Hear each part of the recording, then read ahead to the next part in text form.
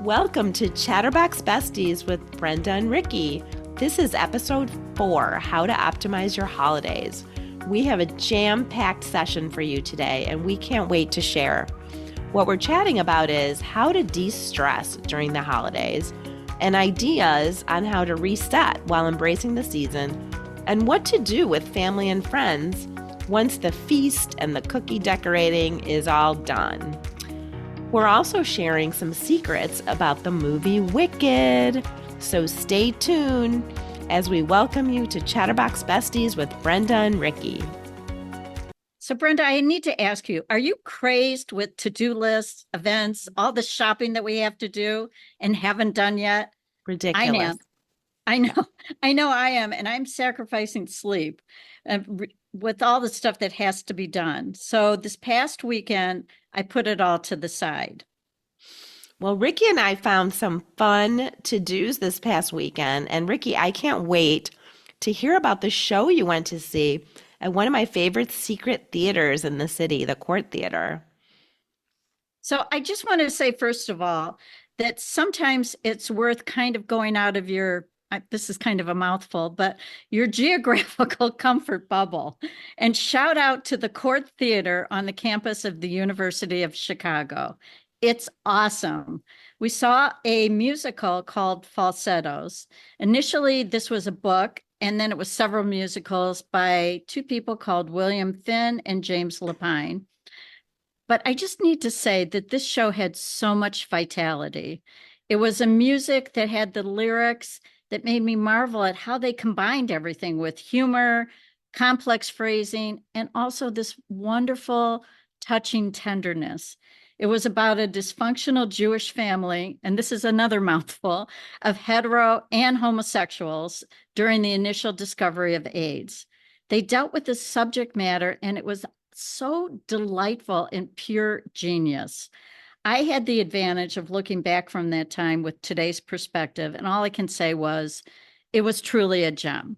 But enough about me. I heard that you went to this really fun yoga experience. I did, but I want to say back to the Court Theater for a minute. When you said that it was a real gem, I feel like that's something that they do every time they put out a production. It's really something that you're just not going to see, whatever their production might be happening during that time. So they just have a knack of putting out some really creative and thought-provoking theater. So I do love that theater. And I just want to add one more thing since you brought that up. Yeah. Which is we should all go out to these little boutique theaters. You know, they're buried in like all these amazing places, whether it's in the middle of the city or it's in the suburbs, no matter where you live. They really are masterpieces, and we should be supporting them because they're pretty spectacular. Yeah, agree. Now I want to hear about yoga. Yeah, yoga. So, okay. Well, you may know I'm obsessed with the architecturally stunning building that's the St. Regis in Chicago. It's this like curved building with green glass. It's so beautiful. They have two fabulous restaurants in there that I go to time and again. And they have these one-off yoga experiences through their spa, and they're just outstanding. And I attended the holiday yoga session last weekend, and it was so much fun. Honestly, you're coming with me, Ricky, next time. It was so good. It's in a beautiful setting. They put so much thought into the theme, and of course, the delicious bites are lovely. And it's just a great pick-me-up in the middle of the crazy season. I just felt like I did something for myself that's special and unique. And it's actually going on again this coming weekend. So if you're interested, if you go to the St. Regis Spa, you can just Google that and click to events, you can actually sign up right there. And if you go this weekend and you tell them, that would be Carrie or Cindy, who are the heads of the program. If you tell them that Chatterbox Besties sent you, they will gift you a beautiful red Christmas ornament. And it is they are really cute. You actually do receive a clear one from them as a gift. And this is like a bonus ornament that you can get. So I thought that was really special of them to do that. So check it out if you're free this weekend and you want to do some yoga in a beautiful setting. And who doesn't love another free present, right? Exactly. Okay, so now we're going to move into what you do with your friends and family that are staying with you over the holidays. And you want to do something a little bit different that's fun and creative. And it becomes memorable after you've eaten all your holiday cookies and you've shared all the stories. And we're going to give you some tips on how to do that. Well, I think that's so important because we know the weather here is kind of icky. It's not like we're sitting in Florida or Arizona, which some of you may be doing that. We're jealous. It's Chicago, the Midwest. It's cold, rainy, snowing. Well, we've got some super cool ideas that we've actually implemented. And we find that it's so much fun and so memorable for you and your guests. And let's start with Ricky. I know you have the most awesome pizza making idea that I can't wait to implement. So tell us all about it. Okay, well, first of all, we've kind of given it an acronym. It's called MYOP, which means make your own pizza. And it's become a family tradition that we started years ago. And Love that. it's blossomed to a full-fledged event. In fact, one year, our now son-in-law, but he was just dating our daughter at the time, came to this event and thought that it was a real competition and brought all of his own ingredients, which we have elevated it pretty high, but not that high. That's awesome. Basically, you just take something and line your countertops. I use Glad wrap. You can use craft paper, whatever. And you put all the different toppings out and you kind of go overboard with the toppings. We used to make our own pizza dough. Now we just buy it at the store because there's so much on top, it almost doesn't matter. And then we have little contests, blind taste testing on who has the best pizza. And we've actually given trophies, banners, we have special aprons. But I'm telling you, this is a real memory maker, and we have done it year after year. And it is so much fun that the family actually requests it all the time. I'm telling you guys, try it. It's really worth it. I love it. Tell me about the aprons. That sounds really cute. Does it So say, what does it say on it? So the aprons was Carps MYOP, and then we put the year, and it's an iron-on transfer Aw, it's so that we cute. do. So everyone gets their own apron. We've had chef's hats, we've had the towels, we've done it all. Trust me, It's all it's really about fun. the accessories to make it Exactly. memorable.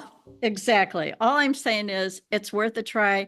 And you guys, it's so easy these days because most of the grocery stores have all of the stuff already ready for you. There's a separate pizza sauce. You can buy the pesto already made.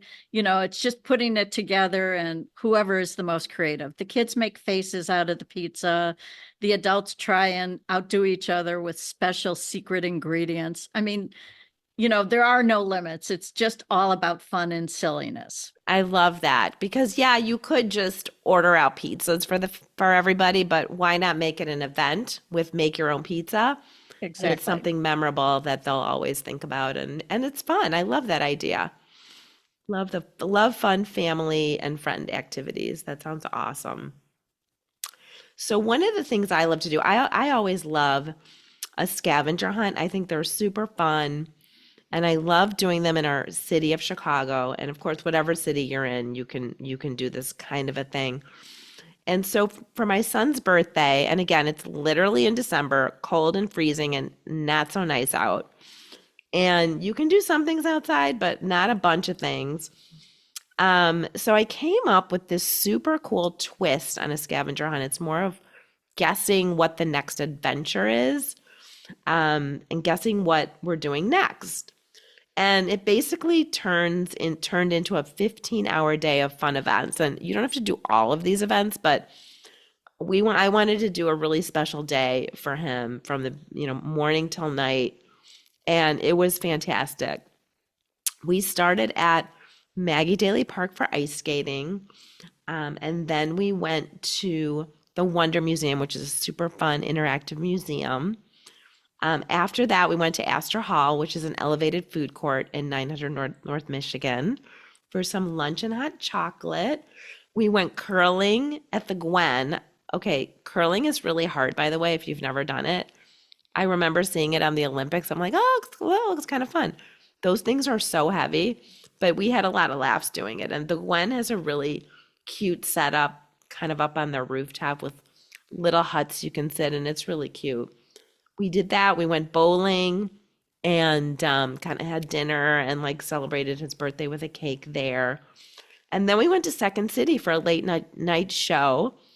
And I pulled it all together in a packet with little rhymes and riddles to guess what's next. And it's something you can do for your guests that's unexpected and really so memorable. So just kind of making a game into the activities that you want to do with people are in town that are in town. So that's kind of what I like to do, which I think is kind of fun. So we do know that a common holiday get together, of course, is going to the movies.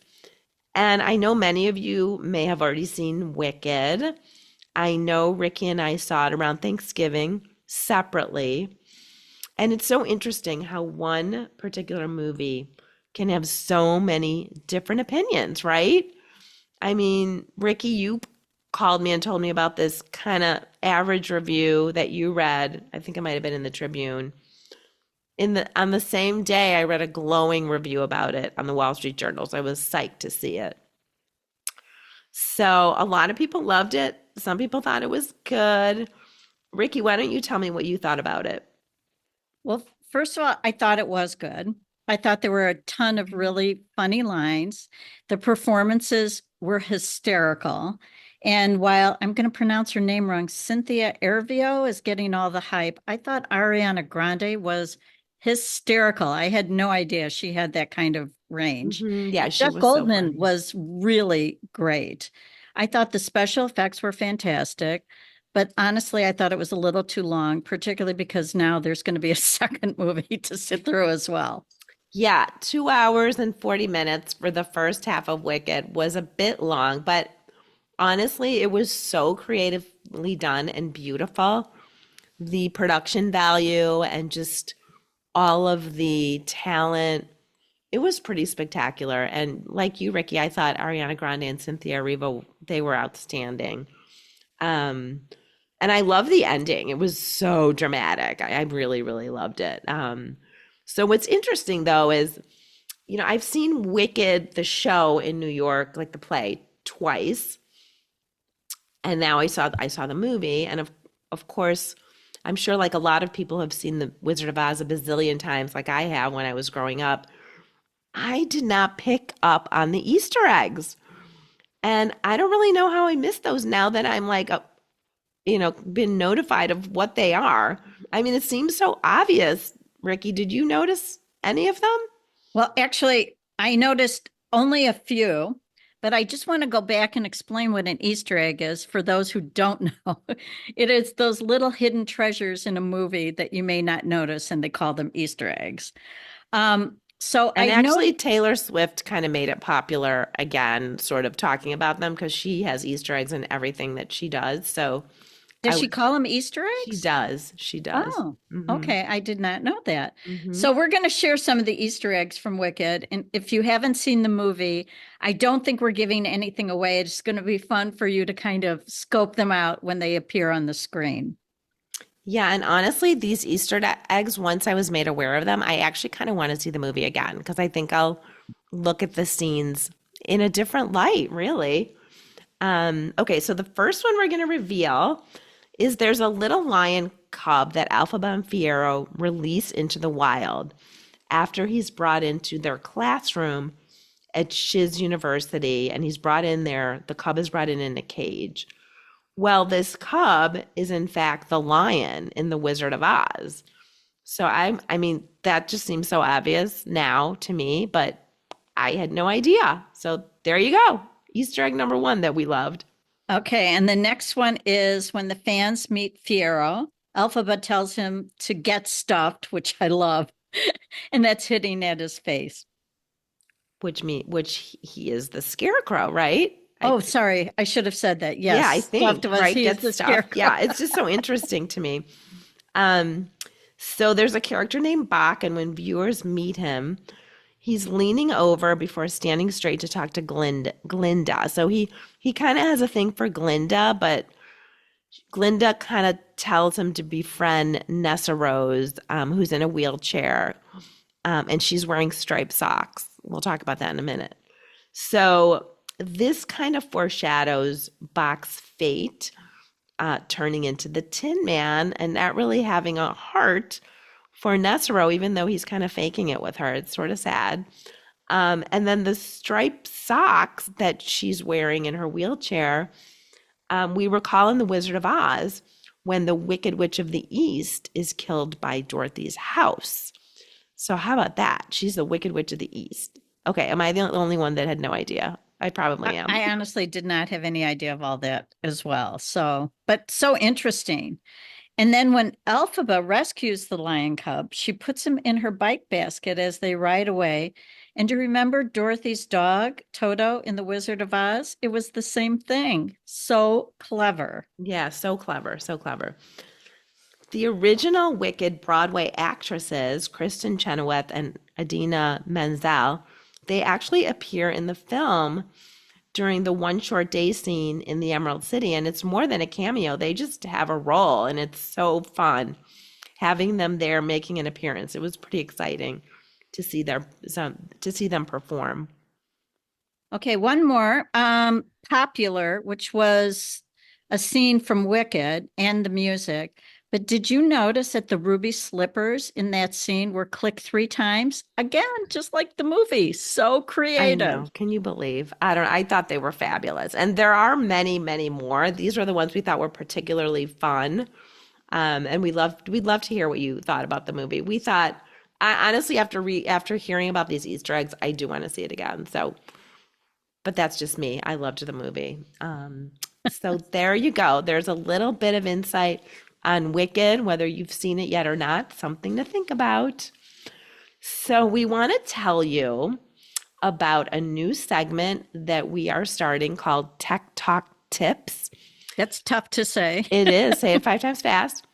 It's just a quick tech tip. And maybe you know it and maybe you don't, but through launching our podcast journey, we realized some things that we thought were pretty simple, but not a lot of people know, and sometimes vice versa. So we're going to share some tech tips periodically, and we're going to launch our first one today. So I get the privilege of doing that. And I just want to tell those who don't know, and when you recommend our broadcast, Chatterbox Besties, to others, please tell everyone that the Apple Podcast app is free and it's available on your phone. And we were really surprised that some of our listeners did not know that. So here's our tech tip of the day. Yay. And if you don't have an iPhone, you can download the app from your Android. So Yes. so yeah, and as I said, some of you might be like, well, duh, I knew that, but we were surprised that there were many people that didn't realize that. So there you have it. Well, there you have it. Fun ways to optimize your holidays, from taking some time to de-stress and reset during this busy time of year, to ideas on how to make your gatherings a 10 plus with your family and friends. We hope you enjoyed our holiday episode of Chatterbox Besties with Brenda and Ricky. We'll see you next year with all new content. Happy holidays. Happy holidays. And please tell all your friends to tune in to Chatterbox Besties. We love you guys. Love you. Bye.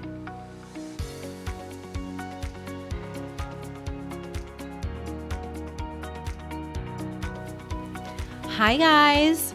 Just to share, this podcast is solely presented for entertainment and educational purposes. We're your besties and sharing our perspectives with you. With love, your Chatterbox Besties. See you next time.